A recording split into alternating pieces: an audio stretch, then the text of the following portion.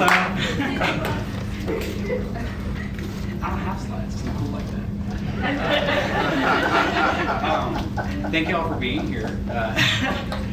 So I guess I'm just gonna jump right into it. In 2025, U.S. universities cut more than 9,000 jobs.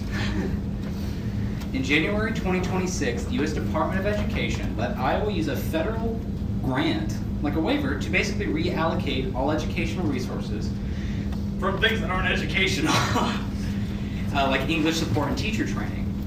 The U.S. Department of Education has proposed cutting billions of dollars away from education, taking away student grants, Pell Grants, things like that.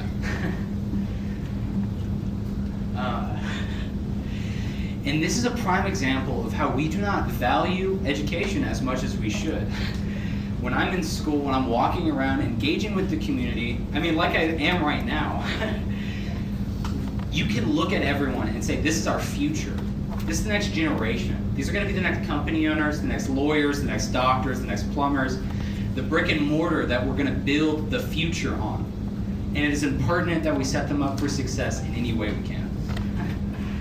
In 1943, the first digital computer was made, and it was called the Colossus. It was made in World War II, and it was completed in 1945. And this computer was huge, as you would expect from a time period like that. It was stored in a 1,800 square foot room. So it's big. It's like a big apartment or a single family. Like, it's huge. It weighs 30 tons. And it's crazy, because like our phones that we all probably have on us right now are like 0.4, 0.5 pounds. They fit in our pocket.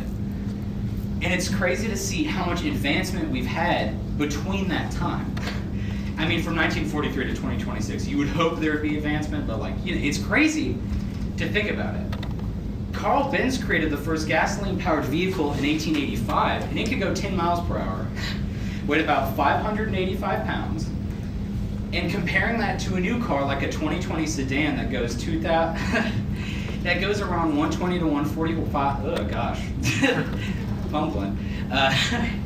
It weighs about wow. You got it. Yeah. It weighs about 2,900 to 3,500 pounds. It goes about 120 to 145.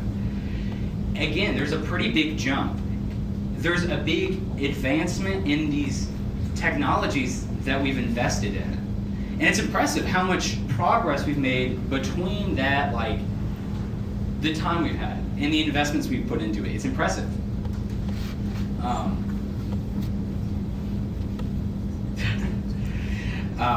But when we look at education, how we just did with these industries, how we kind of put it on a timeline and look at the facts, there's been advancement, there's been improvement, there's been investment, but there hasn't been like a substantial thing. Like if you look like at a car from like the first car that Carl Benz made to a 2020 sedan, you're like, wow, there's so much progress. They look completely different. But education looks the same. And there's a quote that I constantly think about with education, and is, we cannot seek achievement for ourselves and forget about the progress and prosperity for our community. We must broaden our ambitions to include the needs for others for their sake and for our own. As a community, we need to reinvent, invest in the education system, because we need to invest in the future of our nation and the future of the world, for that matter. Around 2021, when people entered into 9th grade, some participating school systems did a basic benchmark. And this was just to kind of figure out, on a scale, where we were at. And we ranked 6th place out of 81 participating school systems. We got a 10th in science and a 26th in mathematics. I don't know why they just tested on science and mathematics, but that's what they did. So, and which, this is not bad scores. Like, the numbers are not the worst, but it's not the best.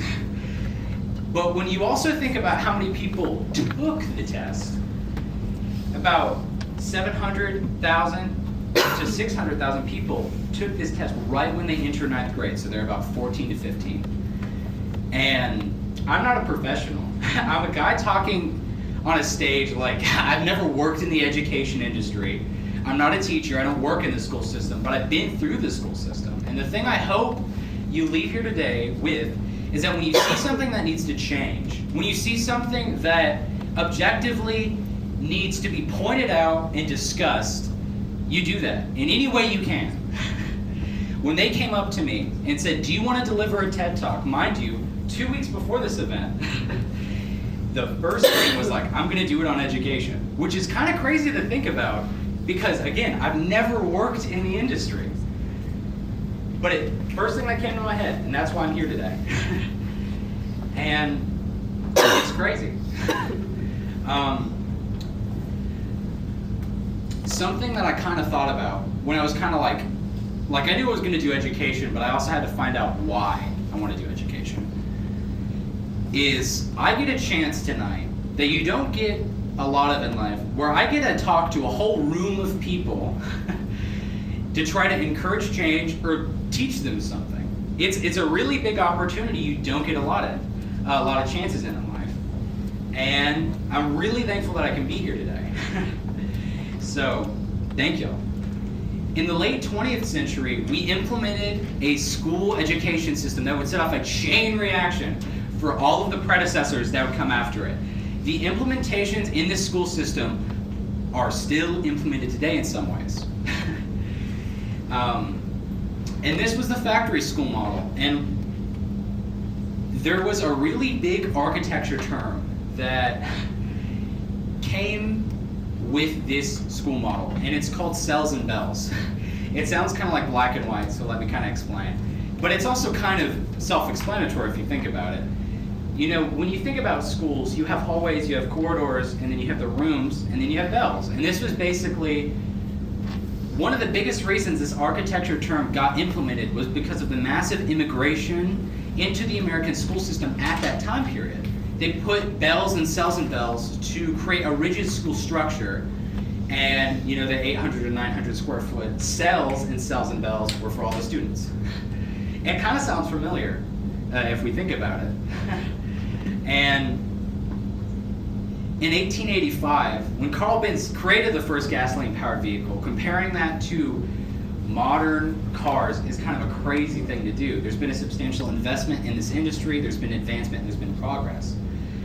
When you think of Tommy Flowers, when he made the Colossus in 1945, there's substantial improvement, investment in this technology. But when we look at education, there hasn't been like a huge jump. And something I did kind of think about when I was doing this research was, is it a profit margin thing?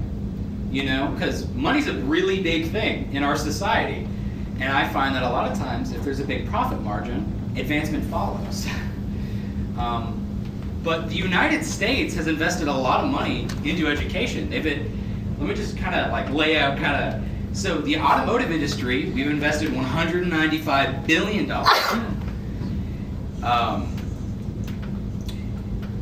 But when you look at education funding, we've invested $900 billion. It's definitely not the funding. We get a lot, we definitely need more funding, but we have funding. But $900 billion is an insane number to think about. Where's the money going that we've invested into this system, and why are we not advancing at all? We're producing numbers instead of children, and we're using the same principles, the same teaching system in a modern day education system to the modern day student. Like, when you want to go online, would you use the Colossus to go online? No, you wouldn't, because you have your phone, it's quicker, it's fast. You can do it really quickly.